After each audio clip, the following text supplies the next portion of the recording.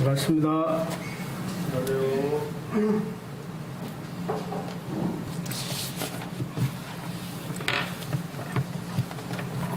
말씀 전하기 전에 이사야 41장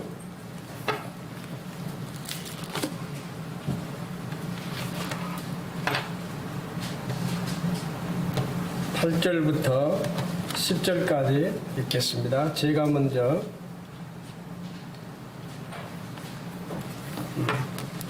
8절을 읽겠습니다.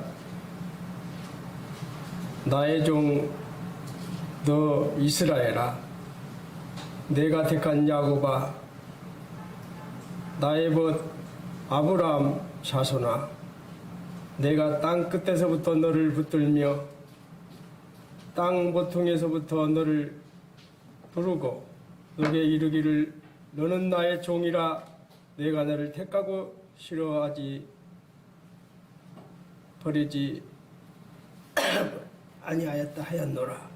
두려워하지 말라. 내가 너와 함께함이니라. 놀라지 말라. 나는 내 하나님이 됨이니라. 내가 너를 굳세게 하리라. 참으로 너를 도와주리라. 참으로 나의 의로운 오른손으로 너를 붙들리라. 참, 이 말씀으로 오늘 말씀을 전하겠습니다.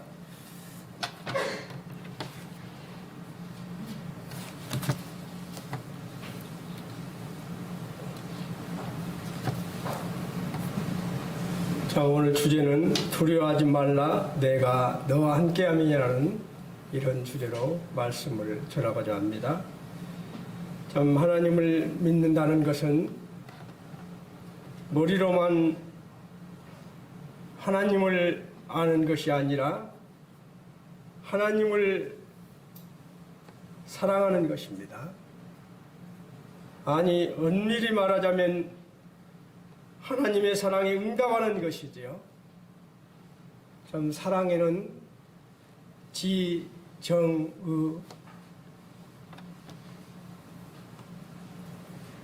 로 나타낼 수가 있죠. 우리가 보면 사랑하는 사람은 늘 머리로 사랑의 상대를 생각하고, 사랑하는 사람은 늘 머리로 사랑의 상대를 생각합니다. 이것이 바로 지지요. 그리고 마음으로 기뻐하면서 그를 의존하며, 마음으로 기뻐하면서 그를 의존합니다. 이것이 바로 정이지요. 그 상대를 위해 그가 원하는 대로 움직여주는 것, 그 상대를 위해 그가 원하는 대로 움직이는 것, 이것이 바로 의지요. 우리가 잘 아는 사울왕은 믿음으로 하나님을 생각하고 기뻐하고 의지하는 것만으로 그쳤다는 것이죠. 참, 우리가 잘 아는 사울왕은 믿음으로 하나님을 생각했습니다. 또 기뻐하고 의지하는 것만으로 그쳤다는 것이죠. 사울왕은 블레셋과의 전쟁에서 자신이 늘 사모하고 의지하는 하나님이 이 전쟁에서 승리할 수 있다고 믿었습니다. 그러나 하나님의 관심은 하나님이 원하는 대로 사울이 움직여 주느냐에 있었다는 것이지요. 참, 하나님의 관심은 하나님이 원하는 대로 사울이 그러한 상황 속에서 어떻게 하는지를 원했다는 것이죠. 지금 알다시피 블레셋과 전쟁 중이었기 때문에, 또 많은 백성들이 흩어지고 있었기 때문에 사울은 인간적으로 생각하면 마음이 상당히 불안할 때였습니다. 그런데 참, 사무엘이 약속의 날짜가 지났었지요. 예, 그 믿음의 사람 사무엘이 날짜를 지나서 왔었을까요? 얼마든지 그 안에 올 수 있었지만은 그 시간이 지나고 왔을 때 그 사울이 어떻게 그러한 위기 속에서 그러한 어려움 속에서 어떻게 대처하는가를 하나님은 원하셨던 것이죠. 참 우리가 살아가면서 사울왕 같은 그러한 경우들을 많이 할 수가 있지요. 오늘날 우리도 사울왕과 같이 하나님을 생각하고 의지하는 것만으로 하나님을 믿는다는 그런 착각하는 성도들이 많이 있다는 것입니다. 사울의 왕처럼 하나님을 생각하고 의지하는 것만으로 하나님을 믿는다고 착각하는 성도들이 많이 있다는 거예요. 나를 도우시는 하나님을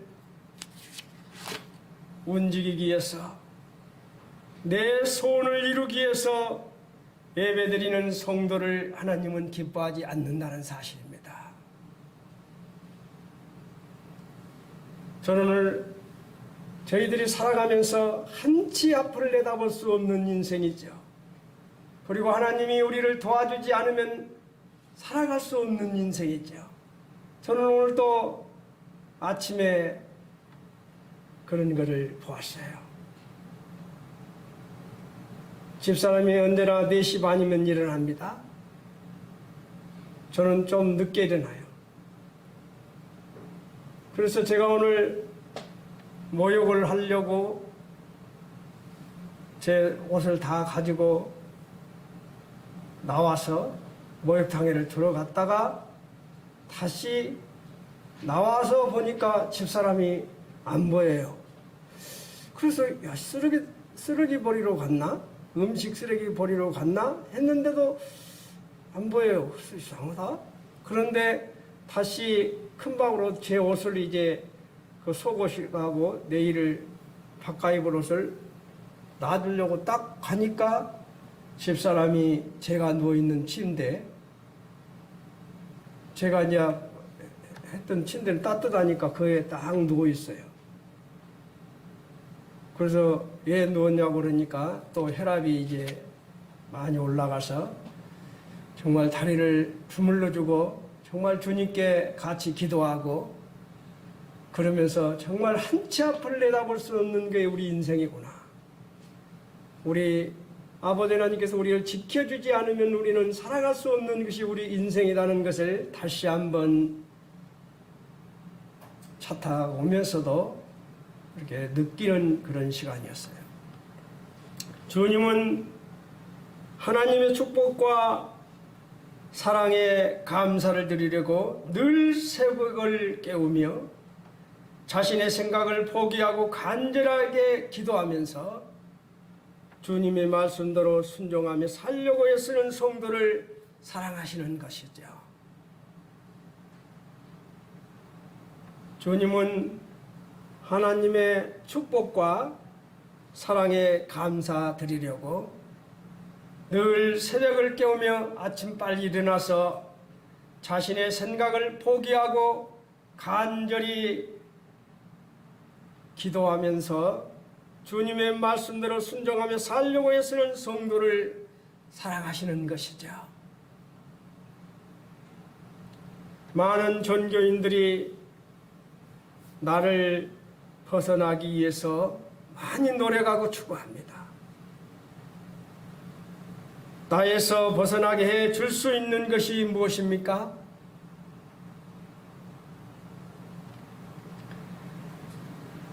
나에서 벗어나게 해줄 수 있는 것은 바로 무엇이지요? 저도 한때는 제 자신에게 벗어나려고 주님을 영접한 후에 교회 생활을 한때 방학을 낸 적이 있었어요. 구원받은 형제자매들은 교회 생활을 하지 않으면 마음이 불편하죠. 일요일날 교회 안 나가면 마음이 불편하고 또 나가도 마음이 그렇게 편안함이 없고 참 어려운 때가 저에게 있었습니다. 한때 제가 부산 서명교회 기독거리에 있어요. 교회 생활 잘하게 해달라는 기독교에 올라가는 사람이었단 말입니다. 왜? 나에서 벗어나고 싶어서. 정말 내가 생각하는 것은 이것이 아닌데 정말 저는 나에서 벗어나려고 몇 번고 발버둥 쳤지요. 그럴 때마다 주님이 저를 사랑하셨기 때문에 많은 그러한 타치를 통해서 저를 돌아오게 만드셨죠. 나에게 벗어나게 해줄 수 있는 것은 바로 사랑뿐이라는 사실입니다. 하지만 사람의 사랑은 어느 정도 나를 벗어나게 해줄지라도 한계가 있지요. 사람의 사랑은 한계가 있습니다. 그러나 참 나를 사랑하사 인간들이 만든 그 가시면리관을 쓰고 인간들에게 조롱당하시면서 십자가에서 고통 속에 죽으시고 부활하셔서 내 안에 찾아오신 예수님, 사랑에는 나를 벗어나게 할 길이 없다는 것을 저는 깨달았었습니다. 그리고 내 안에 찾아오신 예수님, 사랑에는 나를 벗어날 길이 없다는 것이죠. 때문에 주님은 내가 곧 길이요 진리요 생명이라고 말씀하신 것입니다. 참 갈라디아서 2장 20절에 이런 말씀을 하셨죠. 내가 그리스도와 함께 십자가에 못 박혔나니 그런즉 이제는 내가 산 것이 아니요 오직 내 안에 그리스도께서 사신 것이라. 그리스도께서 사신 것이라. 어디서요? 내 안에서. 주님 안으로 들어가 주님과 만나 하나가 되는 길은 무엇입니까? 지금까지 살아오면서 주님 안에 들어가 주님과 만나 하나가 되는 길은 바로 말씀을 붙잡는 길이라는 거예요. 그리고 간절히 기도하는 것입니다. 그렇게 했을 때 성령의 능력의 힘을 받는 것이죠. 주님 안에서 두려움이 없이 살 수 있는 길은 말씀 안에서 내게 능력 주시는 자 안에서 내가 모든 것을 할 수 있느니라. 이 말씀을 믿는 것이지요. 또 이 말씀을 믿고 행동하면서 살아가는 것이지요. 저는 지금으로부터 30년 전이에요. 31년 전, 30년. 그때 전산화가 되기 때문에 모든 사무실의 관리직들이 인원을 빼낼 때였어요. 저희 공구구매관리과도 이제 전산화가 되니까 사람이 필요 없어서 6명 중에서 4명을 먹고 2명만 남겨놨었죠. 그런데 제가 4명 안에 들어가서 150명 여사원부터 시작해서 부장까지 발령을 냈는데 그 큰 3층홀에 150명을 책상만 놔두고 일거리가 없는 것입니다. 생각해보면서 하루아침에 일거리가 없어요. 무슨 말만 무슨 품질 경영팀 뭔 팀 해놨지 일이 없어요. 아침에 출근하면 노는 겁니다. 그러니까 다른 사람들이 날마다 누구 죽인다는 것밖에 없어요. 나를 이거에 보낸 사람 누구는 어쩐다. 그때 저는 조그마한 성경책 하나 가지고 와서 양지바른 이 창가에 앉아서 제가 말씀을 보기 시작했어요. 그 말씀이 바로 이 말씀입니다. 두려워 말라, 놀라지 말라. 내가 너와 함께 하느니라. 내가 너를 굳세게 하리라. 참으로 너를 도와주리라. 의로운 오른손으로 너를 붙들리라. 참 저도 그때는 그런 계기를 통해서 주님과 저의 관계가 더욱 회복되는 계기가 됐었죠. 참 그 과정을 설명하면 복잡하지만 그런 어려움 속에서 저는 이 말씀을 의지하면서 이겨낼 수 있었고 바로 우리 아버지 하나님 말씀은 확실하게 약속을 지키시라는 거예요. 보라, 내게 노하던 자들이 수치와 욕을 당할 것이요 너와 다투던 자들이 아무것도 아닌 것 같이 될 것이며 멸망할 것이니라. 저를 그곳에 발령냈던 부장은 얼마 가지 않아서 사표를 쓰고 나갈 수밖에 없는 상황을 만들어버렸어요. 생산관리부장은 사표를 쓰고 갈 수밖에 없는 상황을 만드셨어요. 그리고 저의 상사도 또 어려움을 겪게 만드는 것을 보았습니다. 하나님 자녀를 그렇게 했을 때는 하나님이 그냥 놔두지 않더라는 거예요. 그리고 참 저는 150명 중에 저 혼자만 다시 기획실로 발령을 내주시는 하나님을 보았습니다. 안전히 놔두셨다가 다시 저를 세워주시는 하나님을 저는 목격했습니다. 150명 중에서 명문대 나온 사람들도 많이 있었는데 그분들은 자존심이 상하니까 사표 쓰고 나갔고 끝까지 버티고 한 사람들을 다시 재배치하면서 저를 다시 기획실로 발령을 내주시는 하나님을 보았어요. 그리고 저를 그렇게 만들었던 그 생산관리부장은 그 젊은 나이인데도 사표 나갈 수밖에 없도록 만드는 것을 저는 보았습니다. 정말 아버지 하나님은 우리의 약속을 철저히 지켜주신 다신을 저는 알고 있습니다. 날마다 내 생각과 주장을 내려놓고 말씀에 순종하며 의지적으로 결단하는 삶을 사는 것이 바로 이러한 삶을 살 때 두려움이 없어지는 것이지요. 이제 다윗을 잘 아시죠. 다윗은 이새의 막내 아들로 아버지 양을 치는 평범한 막내 아들이었습니다.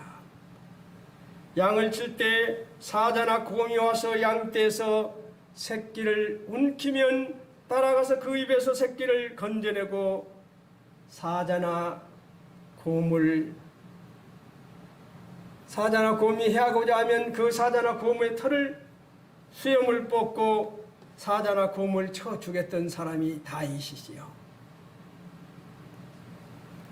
목숨을 걸고 양을 지켰다. 하나님께서는 강하고 단대한 믿음을 가진 다윗을 택하시고 사랑하셨습니다. 참 우리가 생각하면 이해가 안 가지요. 다윗이 8번째 막내 아들입니다. 보편적으로 보면 집안에서 막내 아들, 저도 막내 아들로 자랐지만 정말 아버지 어머니의 사랑을 많이 받고 자라는데 다윗은 좀 이상하지요. 막내 아들인데도 그 막내 아들을 먼 곳에 가서 양을 치게 17살밖에 소년을 양을 치게 만들었습니다. 그 이유만 사자나 곰이 나타나는 곳에서 양을 쳤어요. 어떤 학자들은 다윗이 나중에 자기 아버지 이새가 싸주면서 자기 형들 전쟁터에 갖다 주라고 하지요. 천부장 백부장을 만나서 선물 주라고 할 때도 자기 형들이 자기 친동생 같으면 어떻게 하겠습니까? 아이고 우리 막내 아들이 이런 전쟁터까지 찾아왔느냐고 오히려 이렇게 따뜻하게 해야 되는데 형들이 어떻게 합니까? 다윗에게 이상한 소리를 하죠. 이런 모든 걸 봤을 때 성경학자들은 다윗은 쉽게 말해서 그 형제간들과 같이 친자식이 아닐 것이다. 친엄마의 같은 핏줄이 아닐 것이다. 그렇게 보는 분들도 있고 좀 쉽게 말해서 작은 부인을 봐가지고 다윗을 낳았을 것이다. 그래서 이새가 다윗을 그렇게 좀 이렇게 대우를 하지 않죠. 막내 아들이지만. 그런데 사무엘이 이새의 집에 가서 이 집에 이스라엘 왕이 될 자가 있다고 말하면서 아들들을 다 불러 모으라고 했습니다.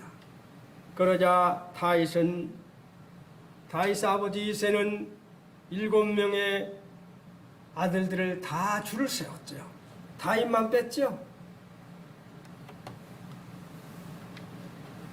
이새의 눈에는 도무지 막내 아들이 왕이 될 사람이라고 생각을 하지 않은 것이죠. 다윗 아버지 이새는 세속적인 기준으로 자기 아들을 보았습니다. 그러나 하나님은 중심을 보셨다는 것입니다. 어떤 중심을 보았습니까? 다윗의 성실한 삶을 보았다는 거예요. 저 같으면 사자나 곰이 나타나면 한 마리 먹으라고 놔두고 가서 숨어 있을 것 같아요.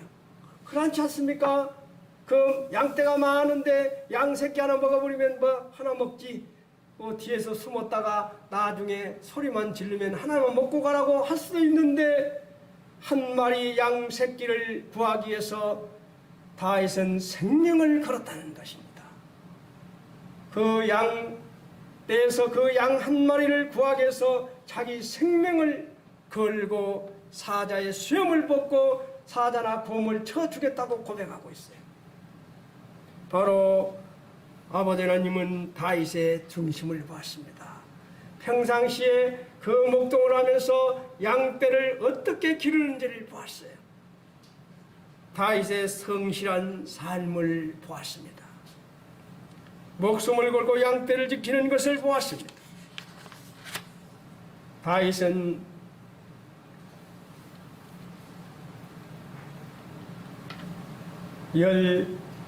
일곱 살 소년 때 기름 부음을 받습니다. 즉시 왕이 된 것이 아니지요. 13년 동안 엄청난 고난의 여정을 걸어야 했습니다. 장인 사울은 자기 딸을 죽였다는 그런 핑계를 대면서 그 사울을 죽이기 위해서 어떠한 수법을 썼습니까? 블레셋 사람 100명의 양피를 가지고 와라고. 그러면 자기 딸을 주겠다고, 패백도 필요 없다고. 그렇게 하면서 블레셋 100명의 양피를 요구하지요. 생각해 보세요. 1명, 2명, 100명을 죽이는 것도 어려운데 죽여서 다시 바지를 내려서 거기를 잘라서 100개를 가지고 온다는 게 쉬운 문제입니까? 그런데 다윗은 200개를 갖다가 바쳤습니다. 다윗은 공포 속에서 매일 아침에 눈을 뜰 때마다 하나님을 찬양했다는 것입니다. 목이 붙여 있음을 감사했다는 것이죠. 다윗은 이 고난 때문에 자기의 모든 의지를 온전히 하나님 앞에 내려놓을 수가 있었습니다. 고난을 통해서 나를 이기고 나를 죽인 것입니다. 자아가 깨진 것입니다.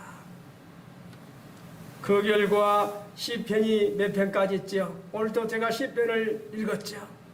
시편이 150편 중에 3분의 2가량이 다윗이 썼던 것입니다. 다윗의 시의 공통된 주제는 자신이 도망갈 곳, 자신이 의지할 곳, 자신이 생명을 의탁할 곳은 바로 하나님밖에 없다고 고백하는 것이 바로 시편 150편 안에 다 들어있어요.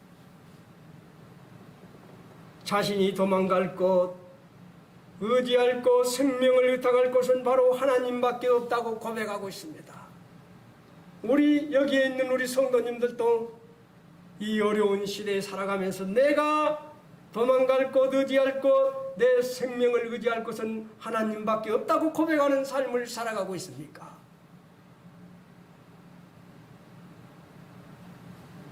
시편의 18, 20편, 23편, 30편, 31편, 40편 모두 다윗이 고통 가운데서 울부짖는 기도입니다.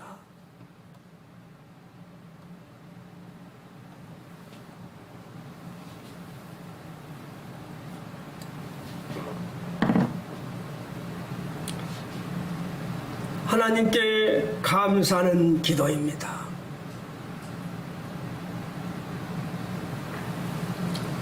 시편 18편에 보면 내가 주를 의뢰하고 적군을 향해 달리며 내 하나님을 의지하고 담을 뛰어넘나이다. 하나님의 도는 안전하고 여호와의 말씀은 순수하니 그는 자기에게 피하는 모든 자의 방패시로다. 이런 고백을 하고 있습니다. 그리고 시편 20편에서는 우리 하나님의 이름으로 우리의 깃발을 세우리니, 하나님의 이름으로 우리의 깃발을 세우리니 여호와께서 내 모든 기도를 들어 주시기를 원하나이다. 그리고 잘 아는 시편 23편에서는 내가 사망의 은tum한 골짜기를 다닐지라도 해를 두려워하지 않는 것은 주께서 나와 함께 하심이라.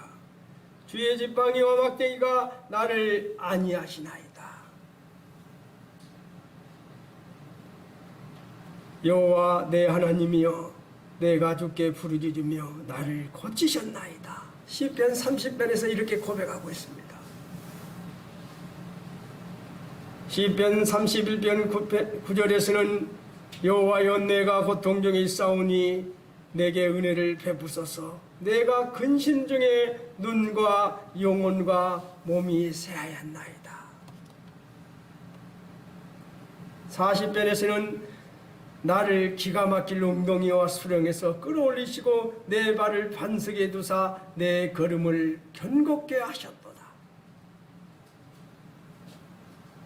다윗은 150편 중에 3분의 1을 이렇게 기록하면서 시편 18편, 20편, 23편, 30편, 31편, 40편에서 이 고통 가운데 이런 울부짖는 기도를 하고 있어요. 나를 지키며 함께 하시며 고통을 돌아보시는 하나님 앞에 무릎을 꿇고 부르짖는 기도가 바로 시편이라는 것입니다. 우리 형제자매님들은 어떤 시편을 쓰고 있습니까? 정말 어려움이 닥칠 때마다 어떻게 부르짖고 있습니까? 어떤 위경이 올 때마다 어떤 마음으로 하나님께 고백하고 있는지요?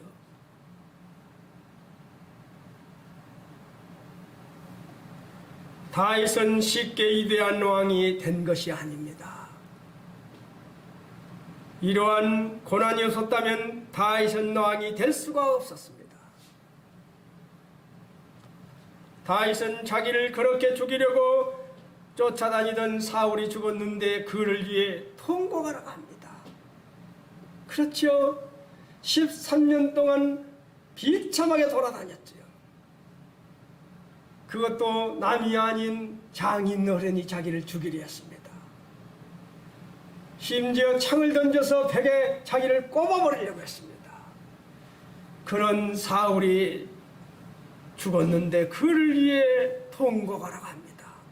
성도님들 같으면 나를 어렵게 앉아 나에게 너무나 힘들게 앉아 1, 2이 아닌 13년간을 따라다니면서 죽이려 한 자를 위해 그가 죽었을 때 그를 위해서 통곡하라고 할 수 있습니까?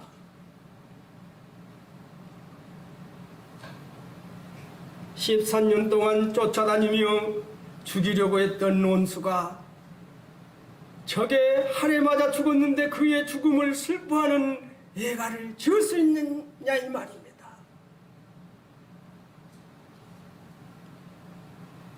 예가를 지을 수 있을까요? 사람이라면 지을 수 있을까요? 감정이 있는 사람이라면 지을 수 있을까요? 다윗은 사울왕이 좋아서 그렇겠습니까? 바로 우리는 이러한 부분을 분명히 알아야 하는 것이지요. 다윗이 위대해서 그렇게 할 수 있었던 것이 절대 아니라는 사실입니다. 다윗은 자신이 의지했던 사랑의 하나님을 인정했기 때문입니다. 자신이 그렇게 의지했던 시편 150편을 3분의 1을 기록하면서 아버지 하나님께 부르짖던 그렇게 의지했던 그 하나님을 의지했던 사랑의 하나님을 인정했기 때문에 그 예가를 지을 수 있었던 것입니다.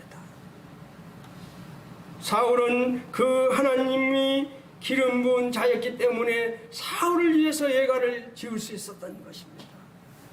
그렇게 다윗이 아버지 하나님을 의지했고 사랑의 하나님을 인정했기 때문에 그 하나님이 누구를 사울을 기름 부었기 때문에 그는 얼마든지 자기 손으로 할 수 있었지만 다 하나님께 맡겼지요.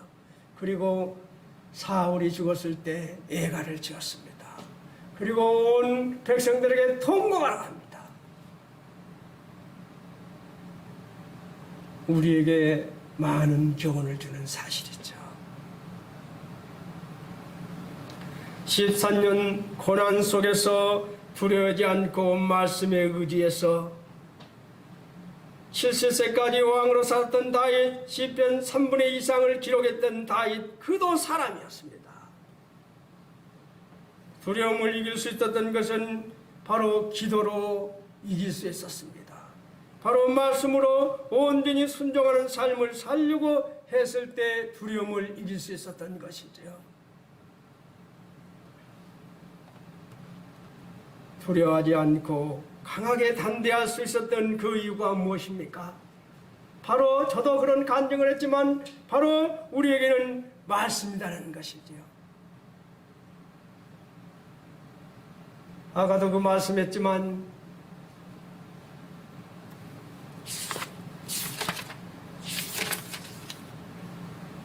그 생물들은 번개 모양같이 악미하더라. 이 말씀이 2590년 전에 에스겔 선지자가 예언했던 말입니다. 이미 성경의 이 모든 부분들이 다 이루어져 가고 있죠. 우리는 이러한 시대에 지금 살고 있습니다. 이 말씀을 보았을 때 우리는 두려움에서 이길 수 있는 것이죠.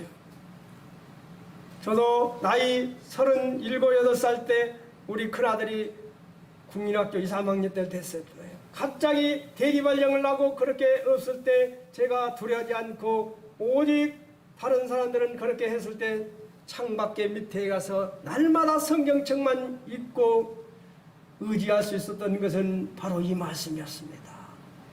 바로 말씀만이 두려움을 이겨낼 수 있는 것이죠. 두려워 말라, 내가 너와 함께 함이니라.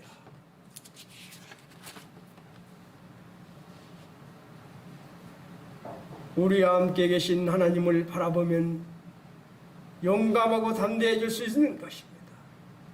하나님께서 우리에게 순종할 때만이 같이 계시는 것이 아니지요. 불순종할 때도 하나님은 우리를 버리지 않고 항상 우리와 함께 계신다는 사실입니다. 우리가 순종할 때만 같이 있는 것이 아니라 불순종할 때도 우리를 버리지 않고 항상 우리와 함께 계십니다. 그 하나님이 우리의 피난처요 요새임을 알고 하나님을 바라봐야 하는 것이죠. 시편 91편 11편에 뭐라고 합니까? 그가 너를 위하여 그의 천사들을 명령하사 내 모든 길에서 너를 지키게 하심이라. 정말 지키게 하십니다. 제가 20년 전에 저희 어머니 살아계실 때 저희 가정이 서산다고 올라가는데 서산에서 갑자기 눈이 많이 왔어요. 어느 순간 제가 차를 30m 전 그 유명한 사건 있잖아요. 저도 거기에 이륙을 담당했습니다. 어느 순간 불길 밟아버렸는데 차가 제가 2대를 작살을 냈어요. 제 차로.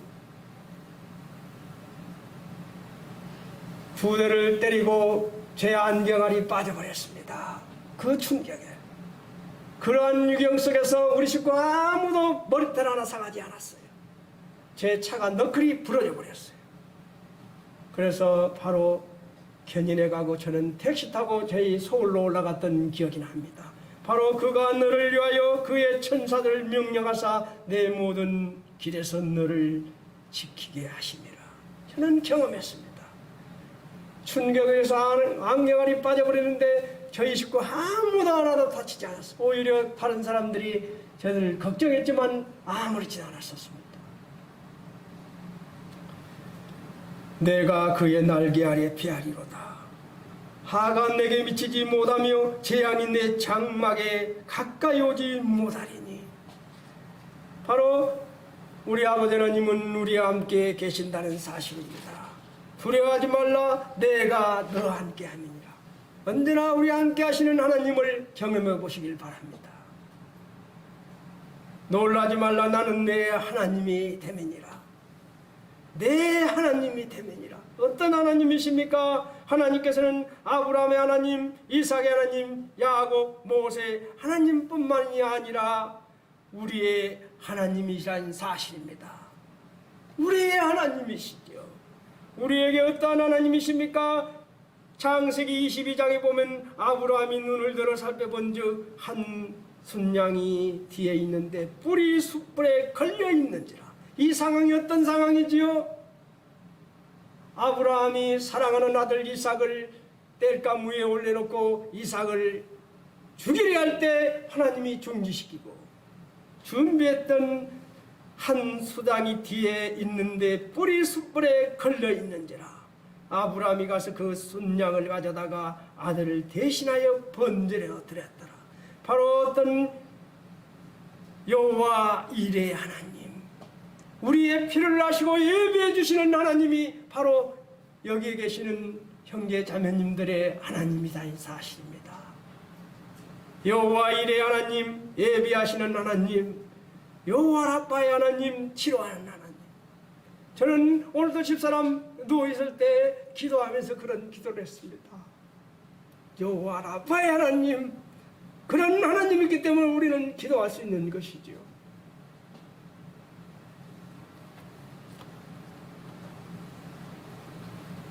내가 애굽 사람에게 내린 모든 질병 중 하나도 너희에게 내리지 아니하리니 나는 너희를 치료하는 여호와임이니라. 바로 여호와 라파, 치료하는 하나님. 그런 하나님이 성도님과 함께 한다는 사실입니다. 놀라지 말라, 나는 내 하나님이 됨이니라.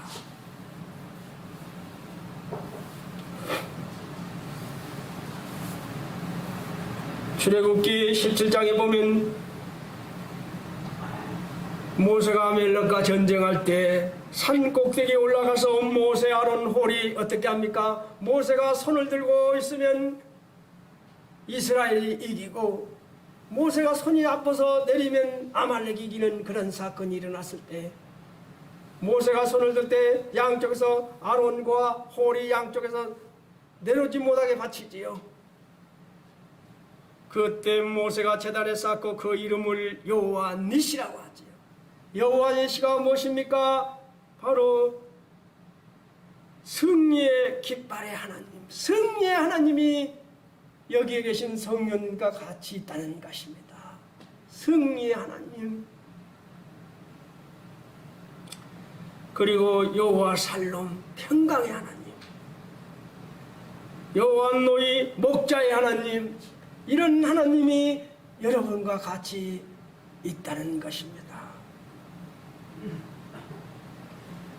여호와 삼마, 거기 계시는 하나님, 여호와께서 함께 하시는 하나님, 그런 하나님이 우리와 함께 하기 때문에 우리는 놀라지 말라고, 놀랄 필요가 없는 것이죠. 누가 나는 내 하나님이 됨이니라. 참 에스겔을 보면 그 성읍의 이름을 여호와 삼마라 하더라. 거기 계시는 하나님, 그 성을 지키시는 하나님, 바로 이런 하나님이 우리와 함께 있다는 사실입니다. 여호와 이레 하나님, 예비하는 하나님, 여호와 라파의 하나님, 치료하는 하나님, 여호와 니시 하나님, 승리의 하나님, 여호와 삼마, 여기 계시는 하나님, 우리와 함께 계시는 하나님이 언제나 우리와 함께 있기 때문에 우리는 놀랄 필요가 없는 것이지요. 놀라지 말라, 나는 내 하나님이 됨이니라. 내가 너를 굳세게 하리라. 우리는 약해도 예수님께서 우리 속에 들어와 계신다는 사실입니다. 우리는 굳세게 하십니다. 우리를 굳세게 하시는 분이 바로 여호와 하나님이십니다.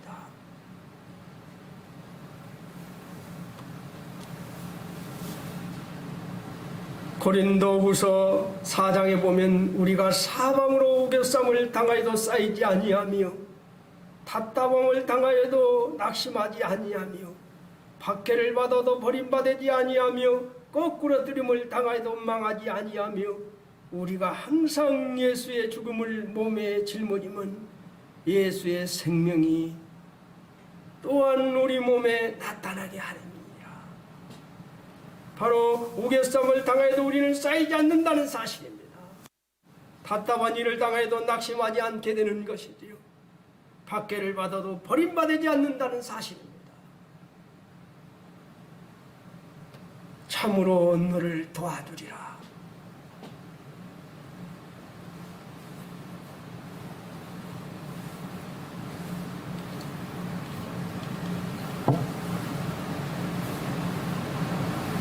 하나님께서는 독생자 예수님을 보내셔서 십자가에서 우리의 모든 죄를 해결하시고 우리에게 자유와 해방을 주셨습니다. 이렇게까지 우리를 돌보시고 도와시는 하나님을 의지할 때 우리는 강하게 살 수 있는 것이죠. 그렇지요? 어떤 하나님? 바로 이런 하나님이 예비하시는 하나님, 여호와 이레의 하나님, 여호와 라파의 하나님, 치료하는 하나님, 여호와 니시 승리의 깃발의 하나님, 여호와 삼마 거기 계시는 하나님, 함께 하시는 하나님이 언제나 우리와 함께 하기 때문에 우리는 두려워할 필요가 없는 것입니다. 그리고 참으로 너를 도와주리라고 우리에게 약속했기 때문에 우리에게는 두려움이 없는 것이죠. 참으로 나의 의로운 오른손으로 너를 붙들리라. 주님의 손은 용서와 거룩의 손입니다.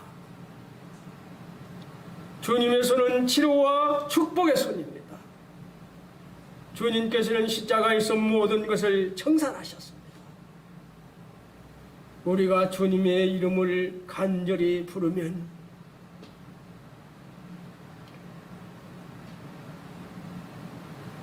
주님께서는 의로운 오른손으로 우리를 붙들어준다는 사실입니다.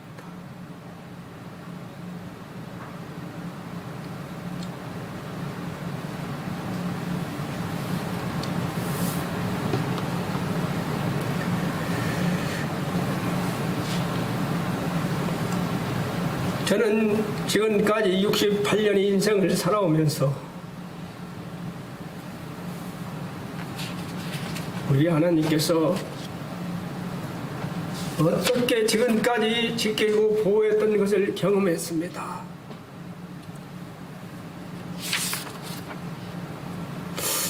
교통사고 났을 때는 정말 그러한 유경 속에서 그가 너를 위하여 너를 천사들을 명령하사 내 모든 길에서 너를 지키게 하심이라.